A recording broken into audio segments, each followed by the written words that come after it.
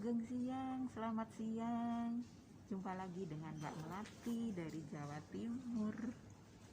Mudah-mudahan semua sehat ya. Tetap jaga imun, jaga prokesnya. Jangan lupa COVID masih belum beres. Jangan sekali-kali menyepelekan sebelum pemerintah menyatakan bahwa kita sudah benar-benar terbebas dari COVID. Baju saya Nusantara banget ya.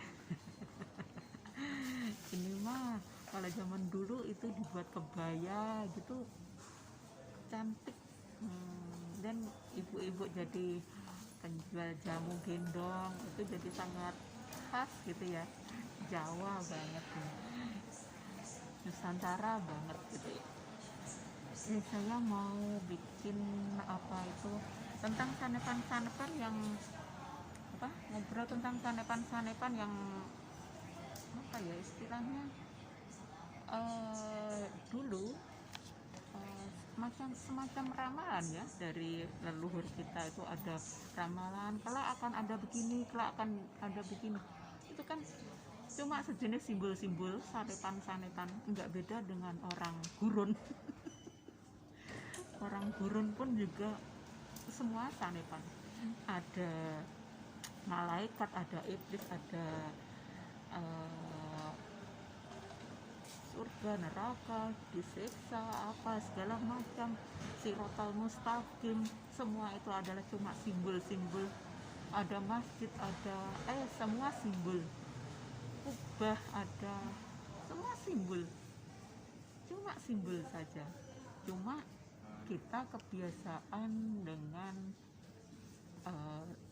sebagai kaum tekstual, jadi semua di tekstual only, nggak bisa menghayati oh ini maksudnya seperti ini gitu, enggak.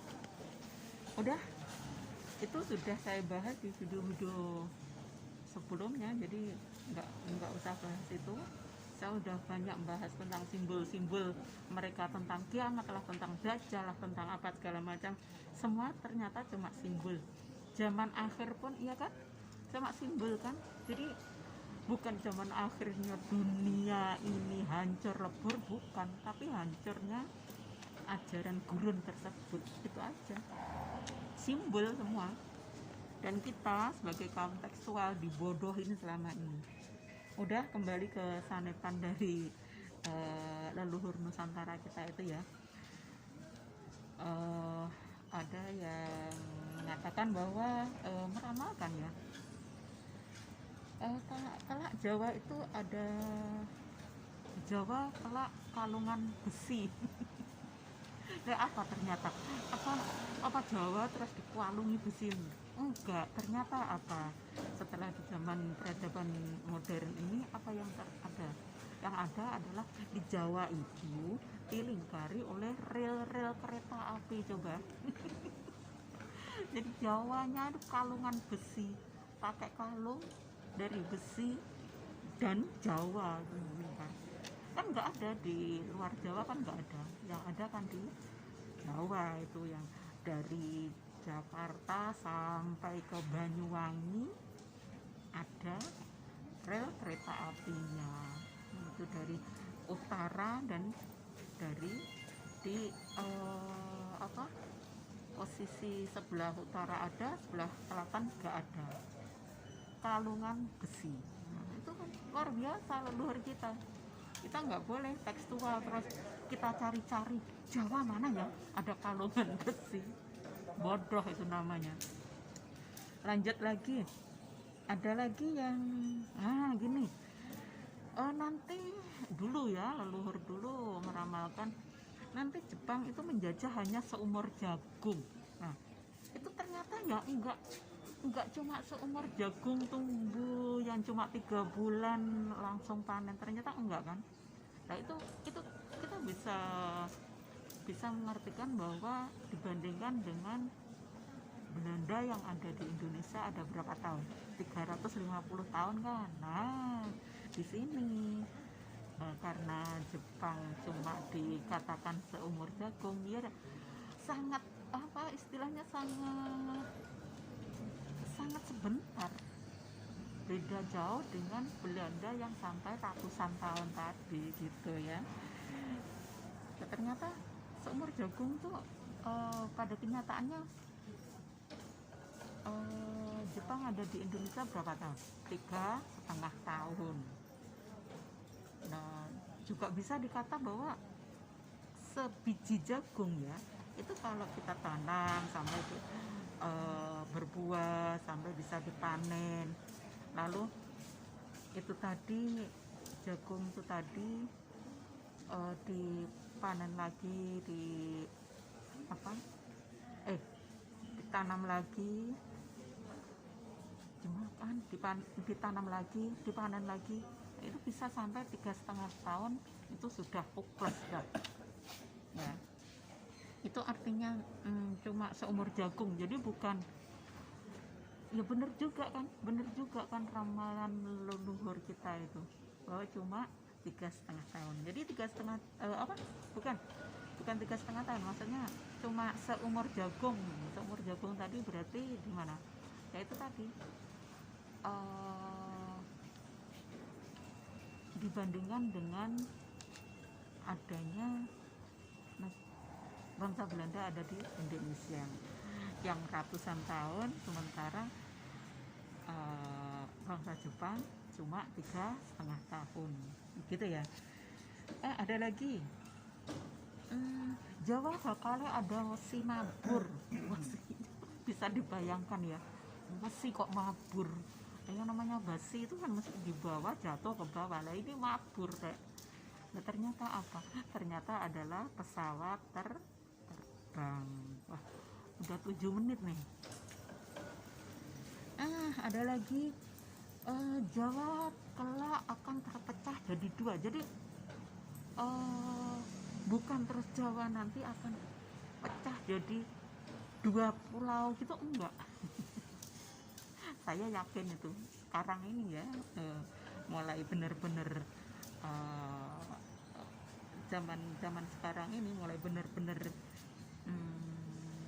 nyata itu. Jadi bukan, tapi ada sih yang mengartikan nanti ada gunung Selamet yang ada pas di tengah-tengah Pulau Jawa itu akan meletus.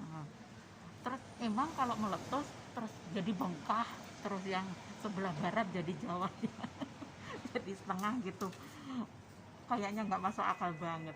Jadi yang maksudnya terpecah jadi 2 itu, saya pikir sekarang itu Jawa setelah adanya kaum radikalis masuk ke Indonesia itu ya, kaum Wahabi masuk ke Indonesia itu, kaum radikal, Islam radikal masuk ke Nusantara itu, sekarang rusak otak orang Jawa itu.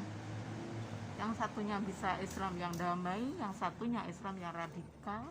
Nah itu terpecah jadi 2 mas. Itu saya pikir di situ. Dan itu ada yang nggak mau menerima, yang radikal nggak mau menerima Islam yang damai, yang penuh kasih sayang dengan sesamanya, yang bisa menghargai semua suku bangsa, semua agama. Nggak mau yang radikal itu. Gokil itu. Sejak Wahabi datang ke Nusantara 30 tahun terakhir ini, sanepan Jawa terpecah jadi 2 itu mulai ada. Nah, ada lagi, satu lagi. Nah ini katanya kelak Jawa akan kelep. Emang air itu akan menenggelamkan Jawa gitu ya, jadi Pulau Jawa akan hilang gitu, kelelep gitu. Enggak, kalau saya menilai ya seperti sekarang ini. Kelelepnya gimana? Semua pada kudungan orang Nusantara, coba dilihat. Orang Nusantara itu, negara kita negara tropis, jadi nggak pas kalau semua pakai kerudung macam kampret, macam hitam Arab, itu nggak pas banget ya. Kelelep udah, semua pakai hitam. Coba itu di Magetan, apa itu, semua udah macam lemper hitam. Negara tropis kok macam orang Arab pakaiannya. Orang Arab itu karena kedinginan, negara gurun itu sangat dingin, kalau malam sangat dingin, jadi kalau pakai baju hitam pas anget jadinya ya. Beda dengan negara Indonesia. Negara Indonesia itu tropis, jadi enggak panas banget banget, enggak dingin banget banget. Itulah surganya Nusantara itu. Lah kok malah udah jadi surga, malah dibikin macam neraka, macam orang gurun panas. Itulah oplak dobol modal. Kelelepnya di situ ya. Jadi saya menilai kelelepnya Nusantara Jawa itu bukan pulaunya itu kelelep terus ada air dari laut selatan menutup pulau Jawa gitu, bukan. Ya itu tadi, kelelep dengan kebodohan, dengan dogma, kelelep dengan menghilangkan budaya-budaya Nusantara sendiri, budaya yang sudah luar biasa baik, sudah surga banget, malah mau diganti dengan budayanya orang neraka, orang gurun, negara api. Bodoh gitu loh tuh ya. Itu karena apa? Karena semua cuma mau melaksanakan syariat-syariat saja, nggak sampai ke hakikat. Seharusnya ikut sesuai dengan yang ajaran yang benar-benar itu ya. Sebetulnya harus mengikuti, ada syariat, ada tarikat, ada hakikat, makrifat. Nah itu betul-betul ajaran itu. Kalau cuma syariat only ya akhirnya ya seperti itu, ngelelepno Jawa banget, ngelelepno dengan kebodohan ya. Nah ini ada lagi satu lagi ya, udah berapa menit nih, 12 menit. Ada masjid murid langgar bubar. Nah itu bukan sesuai, terus masjid hilang kabeh terus langgar, musola hilang, enggak seperti itu. Jadi masjid yang semestinya buat orang berspiritual bisa lebih dekat dengan Tuhan, itu justru dibuat alat kampanye lah, cuma buat tidur sementara sholatnya ada di jalan-jalan. Ini kaum gemblung gitu loh. itu sudah berarti masjid murat-marit ya di situ, nggak sesuai dengan fungsinya. Seharusnya bisa membuat orang jadi penganutnya jadi lebih damai, lebih dekat dengan Tuhan, manunggal dengan Tuhan, jadi lebih berkasih sayang dengan sesama, dengan makhluk, semua makhluk, bukan cuma sesama manusia, hewan, tumbuhan disayangi, alam disayangi. Itu orang yang benar-benar berspiritual, benar-benar menggunakan masjidnya untuk menajamkan spiritualnya. Bukan cuma untuk syariat, ngumpul-ngumpul, wah ini orang yang suka ke masjid, seolah-olah sudah suci, terus yang lainnya disalah-salahin dia, itu kurang ajar banget itu. Ya itulah yang namanya dikata bahwa masjid murat-marit ya di situ, nggak guna masjidnya, walaupun dibangun megah-megah ya cuma megah-megahan only gitu ya. Tuh arti dari masjid murat-marit langgar bubar seperti itu kalau saya menilai. Satu lagi, sudah 14 menit.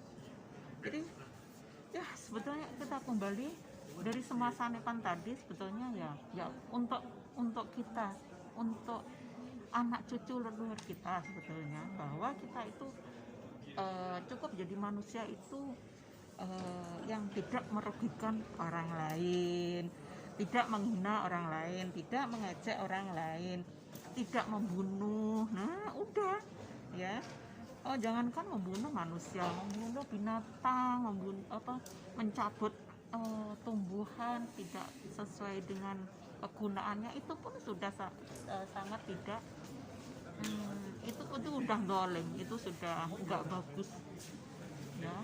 Jadi seperti itu. Jadi oke lah, kita bahas sanepannya yang semua adalah untuk kita ya. untuk kita kembali ke diri kita bahwa segala sesuatu jangan diartikan dengan seksual only. Kalau seksual only akhirnya jadi radikalis yang berbahaya. Sampai jumpa lagi di video yang selanjutnya, yang kita akan bahas tentang itu Pak Kiai yang double tuh. Pak Kiai yang melindungi anaknya yang suka memperkosa, kan double banget itu, namanya kan kopong banget umat macam itu. Sampai jumpa, nanti kita bahas tentang Kiai double itu ya. Terima kasih, pareng bye bye, matur sembah nuwun, pareng.